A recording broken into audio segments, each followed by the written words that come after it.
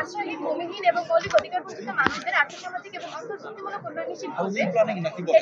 এটি কেবল তাদের জন্য নিরাপদ আশ্রয় নয়, বরং সকল মৌলিক অধিকার নিশ্চিত করবে।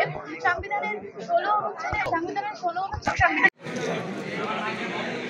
আমি নুসরাত জাহান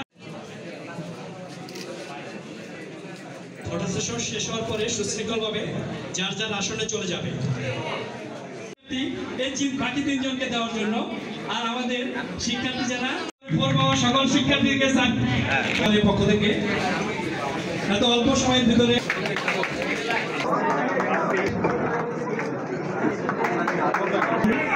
শিক্ষার্থীরা আমাদের এই প্রিয় সুন্দর বাংলাদেশ ইতিহাসের বাকি বাকি বহু মানুষের রক্তের বিনিময়ে আজকে বাংলাদেশকে আমরা এই পর্যায়ে নিয়ে এসেছি।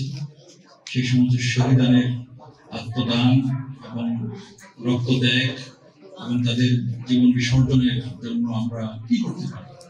আমরা এটাই করতে পারি, তাদের সেই যে স্বপ্ন তারা দেখেছিলেন সেই স্বপ্নের সঠিক বাস্তবায়ন যদি আমরা করতে পারি, তাহলেই তাদের আত্মা তৃপ্তি পাবে এবং তাদের আত্মশান্তি পাবে এবং তাদের আত্মত্যাগ সফল।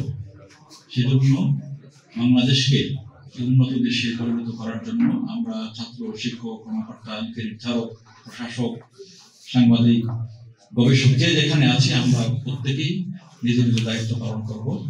সম্মানিত সুধী মণ্ডলী।